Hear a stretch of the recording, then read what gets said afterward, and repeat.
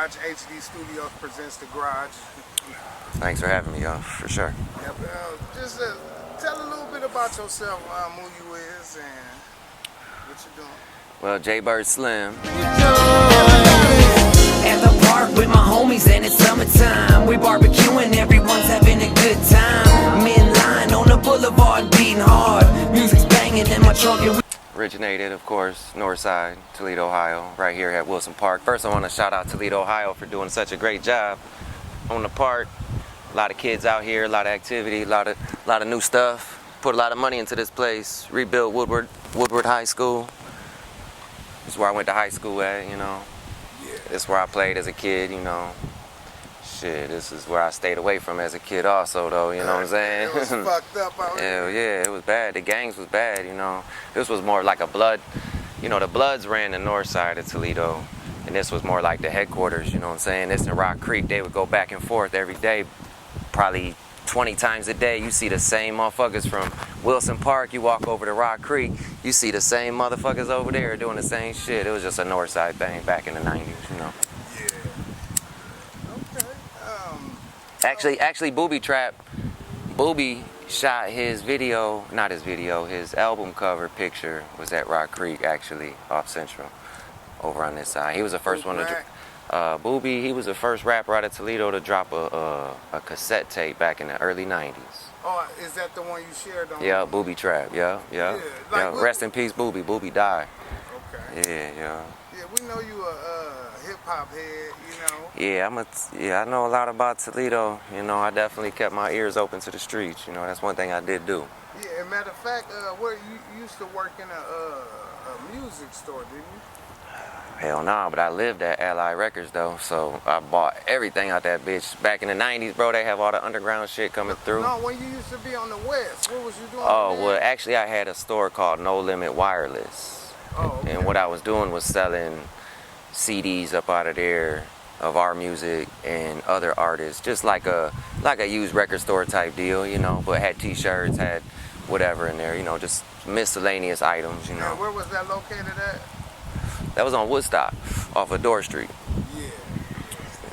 I remember that. You know, so we're going to get into it a little bit. Like, so tell me, like, everybody, well, on The Garage, we go after the tough questions, you know? Yeah. So people want to know, like, they were seeing Triple Threat everywhere, and then all of a sudden, nothing. Like, so... Well, what happened is I think we made such an impact in the city, there wasn't nothing left for us to do. So we went ahead and, you know, back in the early 2000s, you know, internet still really wasn't up and utilized like today, you know. So we were just using our connections and actually moved down to Houston, Texas. Yeah. And what we did is when we made that move, the situation was we was far from home, man, and what happened? Well, that was on the first album, right? That was on the Triple Threat Ain't No Stopping Us album, yo. That was in 2004. Yeah, so Yeah. that's like, I remember y'all had, y'all just was kind of homesick. Well, Dave... Well, Dave had a court case and flew back to Toledo and had a situation where it was too hard to come back at the time. So we just let it go. And but you actually stayed. yeah, I stayed down there actually and built connections and did a lot of music, a lot of concerts, performed at Fiesta down in San Antonio, just networking, making moves, getting plugs, just, you know, trying to build it up so when I went back home, I would have something to come back to once I had everything situated back home, you know, because back home was all my resources, all my plugs. Well, what's back home? Well, here in Toledo, I had to come back after about, man, I say about a year, maybe year and a half. I stayed down there because it was good, but I feel like, you know, the impact we had in Toledo was so big. When we went down there, it kind of just diminished, you know. Yeah. So that kind of made us refocus and fall back a little bit to just, you know, I ended up doing a couple solo projects, you know, in between. Oh, down there? I did a few albums down there. Hustle Hard Volume 1, Hustle Hard Volume 2. Wait, so was Tito? Tito stayed down there for a while, and then he ended up bouncing back to Toledo. He had kids, family, situations also. And tell the camera who Tito was. Tito was the third member of Triple Threat. Tito Elizondo is a good friend of mine, brother. Southside Toledo, great vocalist, great singer, great motherfuckers, man. But people don't really know this, cause like, you know, Triple Threat. I know Triple Threat. Yeah. I know it when it was 3 of the Yeah. threats. Oh yeah. You know what I'm saying? But like when did he break off from? Cause the last time I seen him was like the Twister concert. Yeah, that's probably the last thing we did together. Well, maybe a couple shows at Club Rain.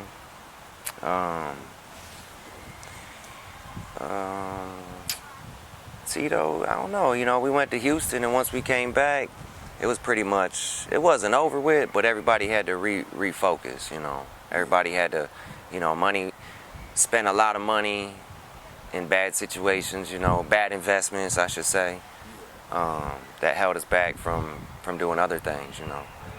So that it's like it fizzled out. Like y'all couldn't do a group. it was more, yeah, it was just three people just going in different directions, you know, just life, you know, after so long, you know, if the money wasn't right at the time, it was more or less just, man, whatever we could do to get it, man, you know. Yeah, but if you think about it, like, so when was the research? 2005 and 6 and 7, man, me and Tito kept making music. St. Dave, he was with his family, and we were doing features still, but you know, a few years went by and we were so hungry for it, we decided, man, let's try and make another run for it. That's when we linked up with B12, you know what I'm saying? We went up, hollered at B motherfucking 12. And so, but like, it was that, well, you said you and Tito was still doing music, that's down in Texas. No, we actually, once we came back to Toledo, I resurfaced back in about 06, late 06, and then me and Tito linked back up and was recording with DJ Z over at Wildside. Okay, yeah, I remember that. Yeah. That song's a bang. Yeah, we had, man, me and Tito got about 30 songs, 40 songs we knocked out. Man. And we got unreleased music for days, so, but you know, times change as music changes, so now I'm sitting on a bunch of old bangers though, but you know, in my eyes, them are classics though, you know, so, you know, I gotta get that shit out though. Just for the, you know, just for DistroKid, just for the multimedia, just for whatever, just to show we still had, you know, a lot of good music back then that was unreleased. You know, a lot of people like collecting that stuff still, you know. You go online now, you got people from Australia, you got people from Germany, you got people from all over that buy United States music, man, all online, like $20, $30, $40, $50 a CD, bro, all day. Don't matter who you are, just they want it, you know. So you could make more music online than you can sell CDs in the streets, unless you're a real hustler, though, you know. It changed. It's just a change. Changed up, like man. to move with the time. Yeah, you know? yeah. And that's one thing I didn't want to do, though. You know, I wanted to still push CDs. I wanted to still be in the streets with the flyers. You know, I still like the footwork. But I think that's where you gain your real fans, though, because you interact with people. Well, online, they don't know you. They just see false, fake. A lot of stuff ain't as real online as it is in person, you know. So like, do you think that online it hurt? Oh, it hurt the game, because honestly, you could make, if you cop 1,000 CDs for $1,500 through disc makers, sell them bitches for $10, $15 a piece. Right out the trunk, you go to car shows, you go to concerts, you do just stay moving with them bitches, stay steady, consistently. Man, you make 10 grand quick off them bitches, you know. Yeah, and what the crazy thing is that tax free. I say add on. Add-ons so too. Add to the extension to it. So still sell the CDs, still. Well, yeah, well, that's the problem with today's music, is the artists just think online is good enough, but really it isn't. So if you go to a concert and you got 1,000 people out there and you got 200 kids running up to you saying, "I love your music, I want something." But you ain't got nothing. Oh, I go online, check my website out, blah, blah, blah. Don't no little kid want to hear that. A little kid wants something right in his hands. You know what I'm saying? That's how I preach it all the time. You got to. I said, well, you know, we was dealing, so you know. I mean, as an artist, you gotta have merchandise. If you ain't got merchandise, why are you even in it? Because the I say the online stuff is about only 50% of the game. About 50%. All right, so back to so you and Tito still doing music, Dave, living a family life, and then, but like I'm talking about the resurge where it was like when y'all came to me. I don't think I ever really recorded too much of Tito. Nah, what happened was we got a lot of music mastered through you. Yeah, Is what it was. And that's where a lot of the, you know, just interactions, just building relationships is what it's about. You know, the music game, everything is about building relationships. You got to spend money with people and build your relationships, because if you don't, you can't do it by yourself. You know, a lot of people think they can go on these apps and just create whatever just to save money, but man, it looks so cheesy, man. It don't look cool, man. You gotta have a good image. You ain't got no good image, you ain't got no good, you know, you ain't gonna sell no music, you know. Yeah. For real. Gotta have a good image.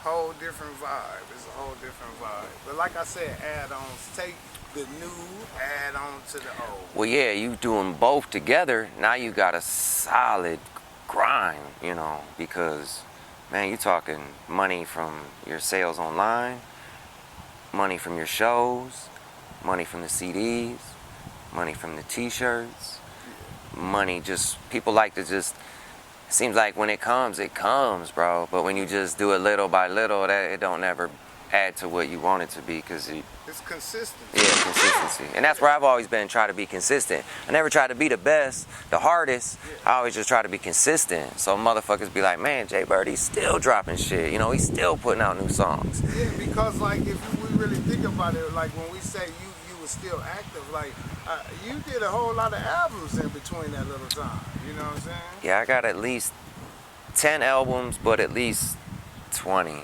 total. Yeah, I got about 20 albums.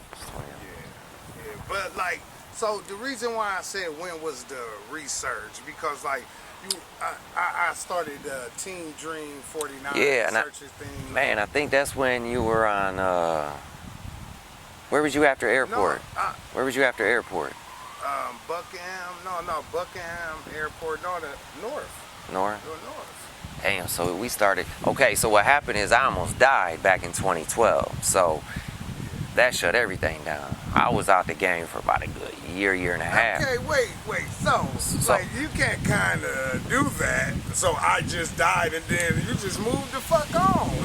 Well, the problem is 2008, 2009 was just a blur. It was just recording. There wasn't a lot of action. We were doing shows and stuff. No, actually, we was doing a lot of shows at Headliners. Actually, we hooked up with let's see, Big Randy might have been doing promoting back then. Even we did a lot of shows. We did actually, man, a lot of shows with Big Randy up at Club Rain. Oh, we did them at Club Rain with him. We did Trick. We did, what's his name? Fat Al, Big Al out of Cleveland. Yeah, I remember that. I was down. I done came down. Yeah, no, I remember the show got canceled. Yeah, he was outside, but he ain't come in, I don't think. Or he did, but I don't think he performed, though. No, and then he recorded with me, and that's when he did that shit, when he got in my camera, like, oh, I'll run this city. And I was like, what? And then we started a whole lot of shit out there. Oh, yeah. See, Cleveland and Toledo never got along from back in the day. It's just a prison thing. I mean, motherfucker, you from Cleveland, you from Toledo, just stay away from each other, because it's just gonna be a problem, you know what I'm saying?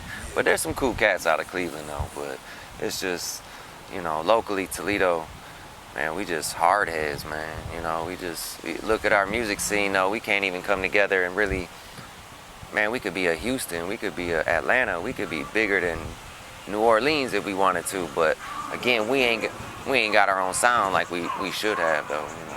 Yeah, well, why do you think that's happening? Well, no, wait. So, we're going to come back. Okay, yeah. So, I almost died. What happened? Okay, well, shit, 2012 moved forward after a lot of recording, 2008, 9, 10.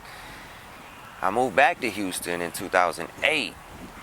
Gave it a second run, like, boom. You know, I said, look, I'm going to go down here and just fuck with it a little bit, see what happens, right? So I go down to Texas.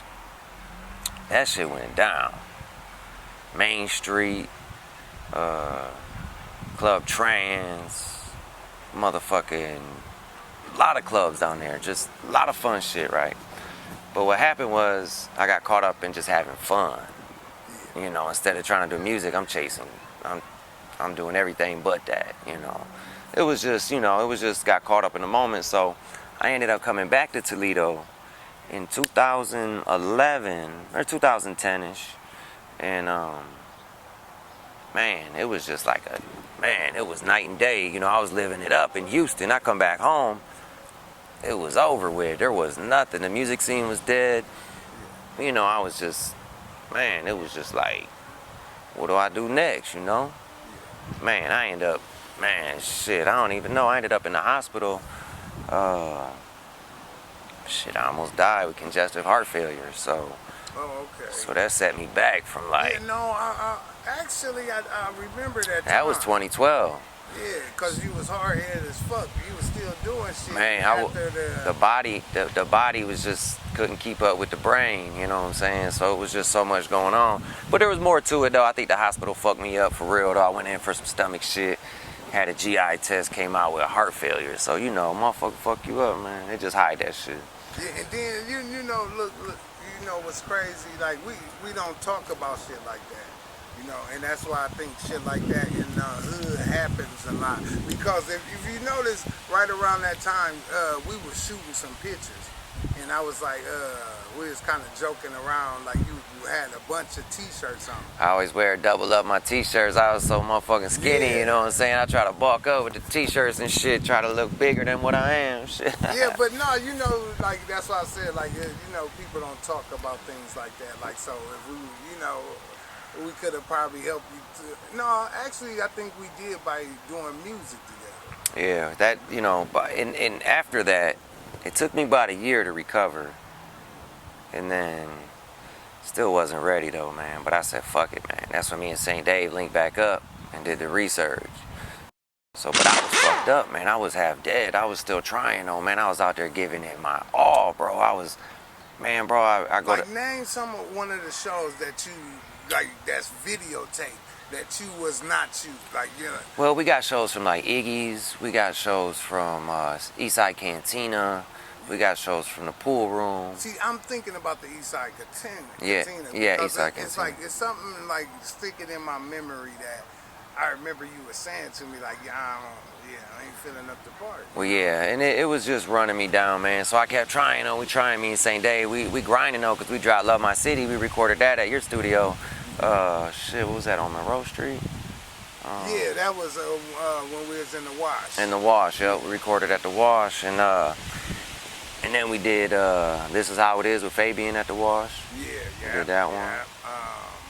And, well, no, Summertime we recorded in Miami with Fabian. I mixed it. Yeah, you mastered it, yeah, mixed and mastered that one. Yeah. And did the video for it. Yeah, and then you know what's so crazy? Like, so, yeah, the reason why I said the search, because if you go look at them videos, like, they're the 75K. Yeah, the videos did numbers, you know, the videos were good, man. Summertime was, you know, it's on the radio. Every festival, they jamming out. That shit go hard. But we just, we just dropped the ball, man. You know, we're...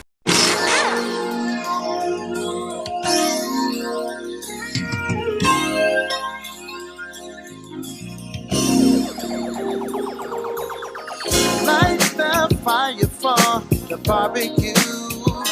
DJ, turn the music up. I can feel it. Friends and family gather round. Nobody else invited. It's a private party. We had it going again. The buzz was created. We had a little team going, but it just, you know, as you get older, man, life just takes a turn on everybody, man. So things just didn't work out to what it should. St. Dave got a job on the radio. He went on 97.3. He was on there for like 3 years. Yeah. So, like, well, you know, we talk. Yeah. You know, so like that.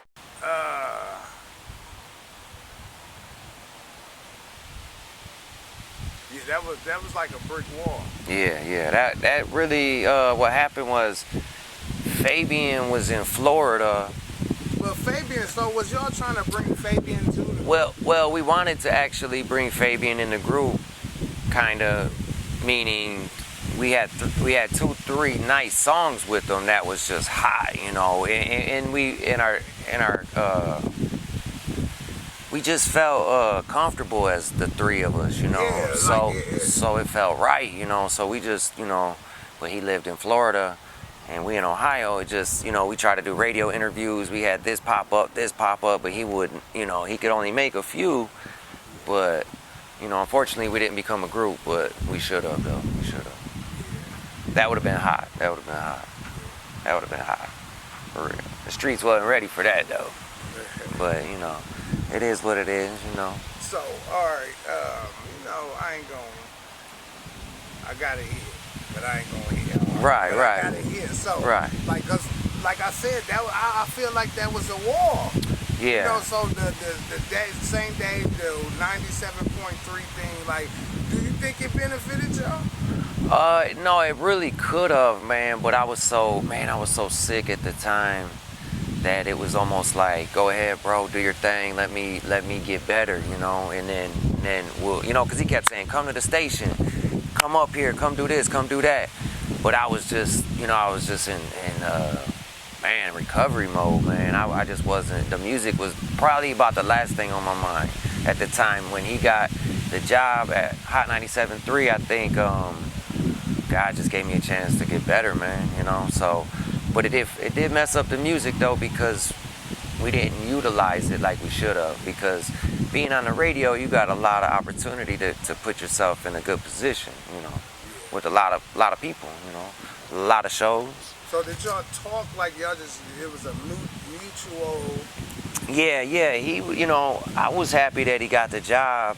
No, I'm talking about like when y'all, like, did y'all ever officially end the group? Cause like, that's what I'm saying. Yeah, well, no, we didn't really, you know, I think when him and Eddie Bowers started throwing concerts at the Eastside Cantina, I was involved in that, but that was about the end of it at that time.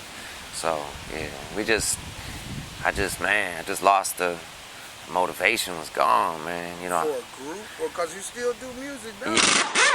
Yeah. Well, at the time, again, it was just more like a recovery, man. So it was like, I didn't even really I didn't care, you know. I was just kind of like, man, you know, I should have went to the station and utilized and benefited from this shit, you know, because he throw shout outs, he do this, do that, throw the name, triple threat, boom, boom, boom. He keep it popping, but we just didn't do shit, you know. So that didn't really, so I ain't gonna say it benefited us, but in the long run, he's still active, hosting clubs and doing things with it. So it's good for him, though, you know. So. I understand that.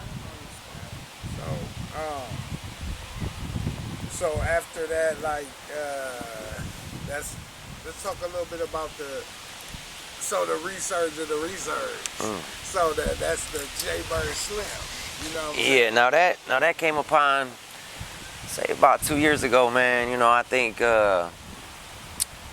Just felt like I was getting better and it was time, you know. I said, man, I got all this music, I got all this stuff, you know, my mind is bugging me, you know. I had to get it up out of me, man. So I started dropping. Well, you talked about a little bit about your throat.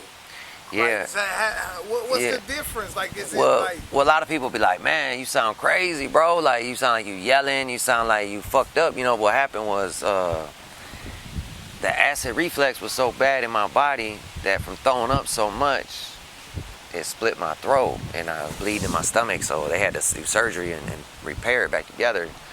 So when I try to rap, you know, it ain't the same. You know, I mean, I can still rap and do what I do, but never be the same. So, but that's why I just, you know, now with this auto-tune shit, make it easy though. So that's why I'm about to get on that auto-tune shit. So y'all be ready for that shit. Yeah. I'm about to drop some new shit.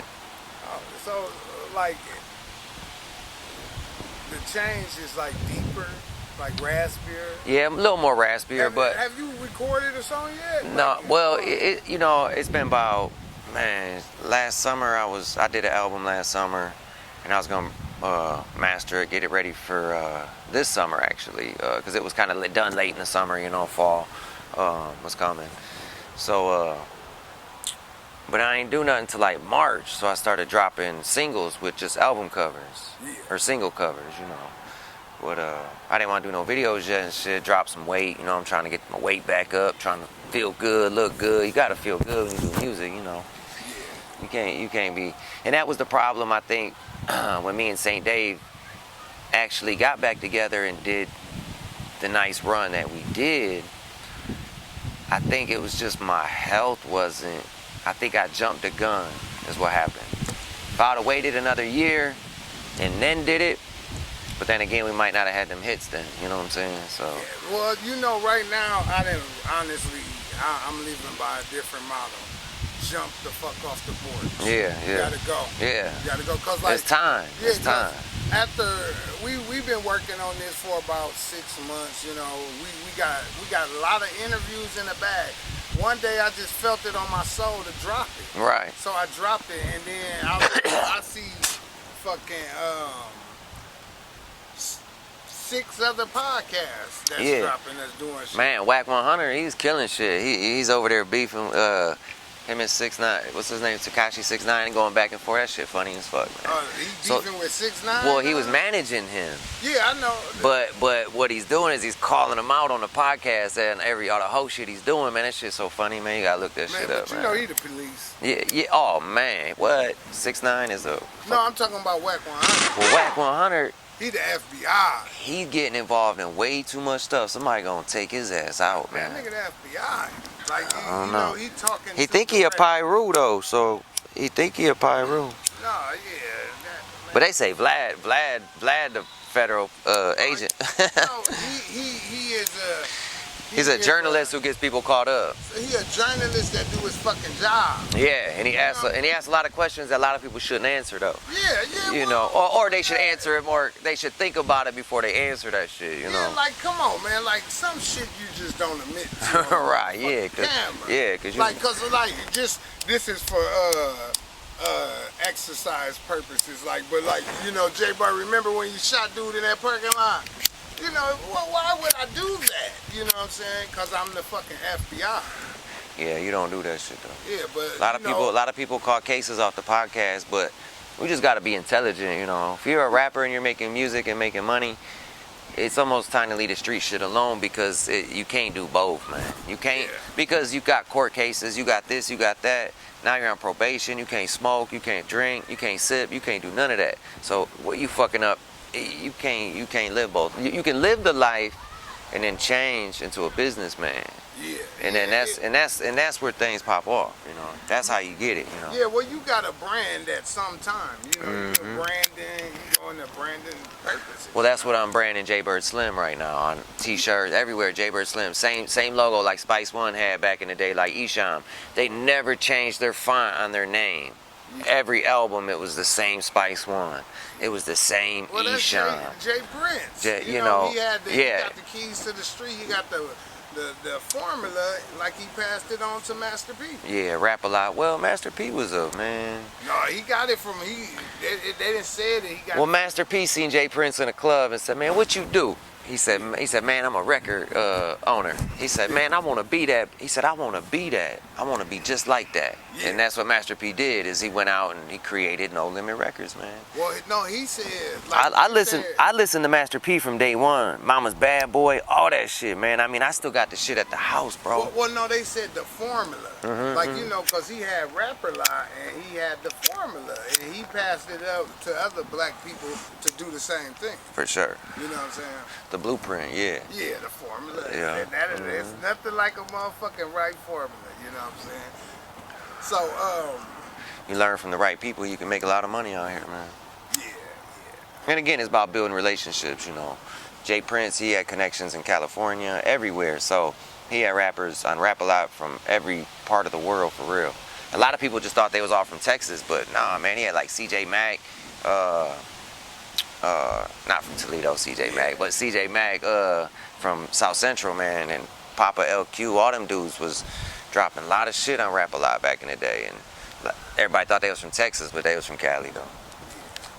Seagram, shout out Seagram. So we would go to like North Baltimore, Ohio. Yeah. We would go to Bowling Green. We go to Findlay, Fostoria. Man, one time we was in Findlay. This dude came in our limo. He tried to get in. My dude grabbed him and threw him back like a sack of potatoes. That shit was so funny, right? And but it wasn't funny because we like, damn, bro, he was just trying to come fuck with us. You know, he was just a fan. You know, nothing big. So we're at the gas station. We all get back in the limo. We go riding to this party. We look behind us, this motherfucker on a moped chasing us, like following us and shit. You know what I'm saying? We like, this crazy motherfucker. So he mad as fuck. My dude slammed him up out the limo. And he chasing us. We park at the party. He's sitting at the corner, man. I'm thinking this motherfucker about to snipe us. You know what I'm saying? He tripping. But yeah, that was a crazy night. That was in Findlay for real. That was a good time, Findlay, Ohio. Yeah, you know them the small towns be fun. Adrian, Michigan. Always, you know, Adrian, all that. We did many of shows up there. Man, which is crazy. man, car shows, everything. Yeah. And see, me and St. Dave, we did a lot of festivals, Mexican festivals. So a lot of that was good business because you got all ages, all genders, all ages, people different. Because see, when you go to a club and perform, you only got a certain type of people in a club, you know. Sea-Dog, Blocklight. That motherfucker held it down 2005, no, maybe 2004, man. I think two. I remember. Two was the first one. I remember seeing Goldie up there performing, man. I was like, man, that's my motherfucking boy, Goldie. R.I.P. Goldie, man. Goldie was from the north side. He was older than everybody back then, and he was produced by Grip Guns. Grip did all his music, man. That's, man, Goldie. I still got his CD tucked away like in the vault, dog. That motherfucker. Yeah, Goldie. Did y'all ever perform at Hoodstock? You know what's crazy is we had a slot and we missed it. But we was there though, but we didn't get to perform. That was the summer Prophet was big. Prophet was big that summer. He had dropped that album. Was it Block Life? No, not Block Life. Block Music? Block Music maybe? Yeah. Block Music. Man, I think you recorded some of that, didn't you? Or no? Or did he? I did a video or two. I did. Yeah, I did record. I think you did record some of that. But that was probably 02, 03. No, it was about 03 maybe. I want to say that was 03. I think we was there the second year. 03. Yeah. Because like I said, when I met up with C, I went to City Park and he was in his motherfucking house with this I walk in, it was empty, it was just a table sitting there. Yeah. And he was sitting at the table like this. With all the passes right here, you know what I'm saying? I walk in that bitch, I'm like, damn, what's this motherfucking dope house? Like, what the fuck, you know what I'm saying? Like, that bitch was empty, bro. And that's when you met C-Dog to get your pass? Yeah, to get my passes to perform, yeah. So this motherfucker sitting on City Park, he's sitting in that bitch chilling. I thought, man, this motherfucker crazy. So we ended up, but yeah, we missed our slot though. But we was there though. It was a good time, man. Yeah, it was a good time. It was like 4,000 people in the park. That bitch was shoulder to shoulder, man. Man, there was so many people out, man. The South Side was crazy that day, man. That's one place, if you wasn't familiar with that area, stay the fuck away from that shit, because you would have got that day, for real. Them boys was crazy out there. Man. Yeah, I think that's when the South Side, and Al Shees had the song. Al Shees was high, All Out was high, P. Sweetie was high, but he wasn't P. Sweetie back then. I think he was something else. He was, man, what the fuck was he, man? I seen him on a TV show, matter of fact. He on something. He was with a bunch of girls and shit. I was crazy. But I knew he was always gonna find his way somehow, though. You know what I'm saying? But who else? Like I said, Prophet and Goldie stuck out the most. L. Shees. Man, there's so many groups that day, man. Man, Southside was deep, man. Leland used to produce a lot of them. A lot of the Hollow Boys and all them. Was the Clemmy and all them? Yeah. See, I never knew Clemmy and all them. They was on the other side. They was out hill. I was in the north. We ain't really interact like that. You know what I'm saying? Yeah, I don't know, man. And times change. See, here's the thing. Like the first rappers on the scene were like the most remembered.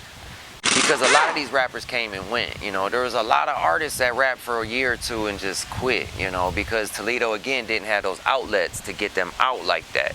So when you're putting time, blood, sweat, and tears, money into a project, and you get no return on that bitch, and people ain't supporting it, let alone no money, why you gonna keep doing it, you know what I'm saying? But That's just like someone trying to be a ball player who ain't that good, that keeps trying though, you know. So you gotta keep going. You gotta keep going though, you know what I'm saying? You know what I'm saying? Yeah. You gotta keep going, you know. Understand. But see the difference, you know, a lot of these rappers, they just want it now, bro. They don't want to put in the work, man. And that's one thing, we done put in work. I done seen Magic around for years. I done seen Clemmy around for years. I done seen, well, Stink Bomb, he was always in and out of jail though, so he wasn't consistent enough. He had a moment where he was hot, but he wasn't consistent enough. He would drop little mixtapes and people would like him who knew him, but he just never was consistent because he was always in jail though. At least I think, because I never seen him out here like that. You from what? You from the north? I'm from the north. But Well, the thing is, last time I seen him was right here at Wilson Park. He had a little get together with Nook and them, and I brought my CDs, my posters up here. I was kids signing them. I was having fun up here, but you know. You know when I say that, when I say Stink Bomb ain't from the north, cause I see Stink Bomb as a Toledo nigga. Yeah. Like, cause he moves, because he was probably a cat who moved around his whole life though. Yeah, you know because I met him on the south side. On the south side. Little, Yeah. young. He Yeah. was in the brand. Right, Brand He was in Willox. the brands. Yeah, And yeah. then I hear they say, oh, the cherry woods. And Well, yeah, that's where the Moody Manor is where he shot that video. yeah, Where he shot that video, come from the north. They did it. Actually, they did some of it right here, Wilson Park too. Now that I think about it. All right, so let me say, give me your top 5 artists in Toledo. Top 5. Top 5, and I'm talking about Now, everybody I'm- else gonna fall off a cliff. Oh man, that's hard though because see, you got people that got better music, but you got people that got better hustle. Well, we're gonna give you your person in a small why. Yeah, well, again, nobody really stands out in Toledo right now. To me, as a Relly Cole, I keep hearing about Relly Cole. I never heard his music yet, but I keep hearing his name. Man, really, bro, ain't nobody. So you don't got a top 5 like If I gave you a top 5, I'd go back, way the fuck back. now you on the branding campaign. Yeah, I started Street Stars Entertainment. That's my new label. It's more like a solo thing right now until I get my feet planted again. You know, I got like a couple singles. I got actually about 10 singles I'm sitting on that I ain't released yet. But they more like that cool summertime vibe, you know. But I need some shit right now that's sounding some Jeezy shit, some Gucci Man. I need some real you know, some hot. Drop. I need some drop. But I ain't really trying to rap for the dudes no more though, if you catch my drift though, because the dudes ain't really buying no music, you know, they just judging you, you know, fuck a judgment, you know, judgment ain't feeding my motherfucking family, paying my bills, you know.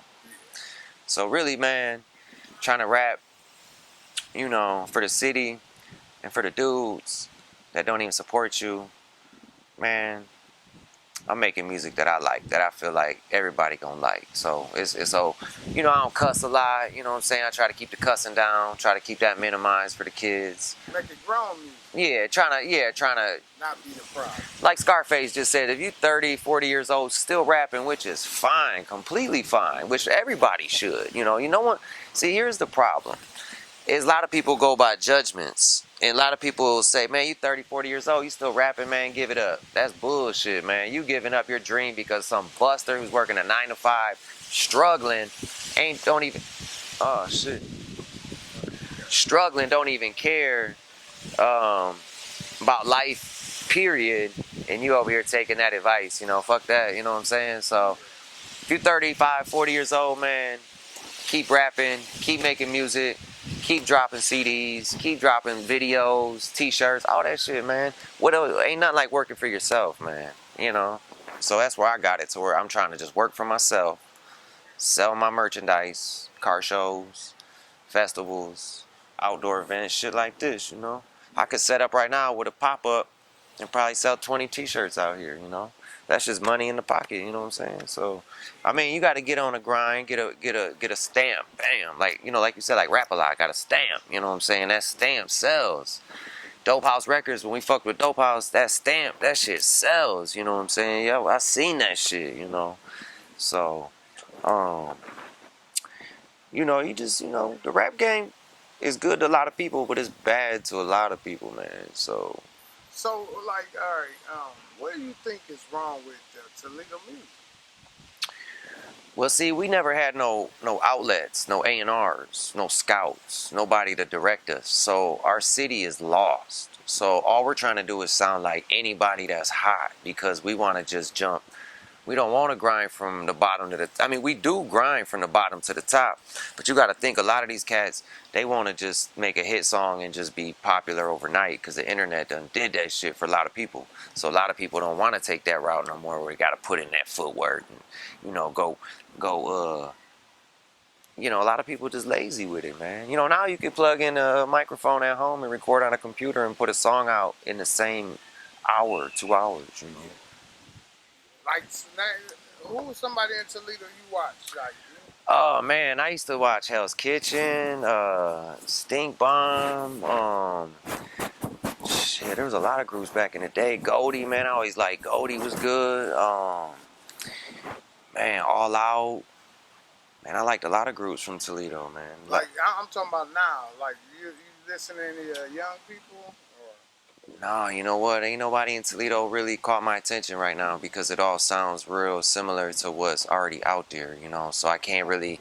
It ain't diverse. It ain't diverse enough for me to. Like I was just listening to these cats called Shoreline Mafia. I think they're from California, I want to say. There's some young kids. But man, them boys go hard. They went off, and I'm listening to them and I'm like, damn, I really like these dudes. Because a lot of music nowadays I don't really like because it all sounds the same. Back in the day, you had East Coast, West Coast, down South, Midwest. You had they had their own sound. So as soon as you went and bought a CD or a cassette, you knew right where they was from. Yeah. Louisiana or whatever, wherever, But now, man, I can go right to YouTube, get a beat from Memphis, and sound just like a Memphis rapper here in Toledo, So that's our problem, is we just don't got no direction. And back to the A&Rs and the outlets, Houston had like Southwest Wholesale. That was a place where any rapper just made a CD and they put the motherfucker out, And that got them worldwide distribution, or at least regional distribution, where we never had that here. So we never had nothing to push us. Toledo had everyone had to leave here to make it. Life Jennings, he went to Atlanta, Georgia. But he made it, but, I mean, look at it. Well, I think he went to New York. Oh, he did. He went to the Apollo. Yeah, he won the Apollo, actually, and then he moved to Atlanta, yeah. Because he signed with Sony. But, man, even like, there's not many cats that made it because nobody wants to. You gotta kind of leave Toledo to make it, though, because we don't have them outlets here, We could make good music here, but we only share it upon the people. Well, this is something that me and Dog was talking about last night. Honestly, I think when people be like, we got haters here, like, we dealing with the same 1,000 motherfuckers. Yeah. Yeah, so it's the same 1,000 motherfuckers. Yeah. Like, you probably got 5,000 friends on Facebook. But only 100 of them interact with you, No, I'm just talking about them. You don't even really know 1,000 motherfuckers in Toledo. Right.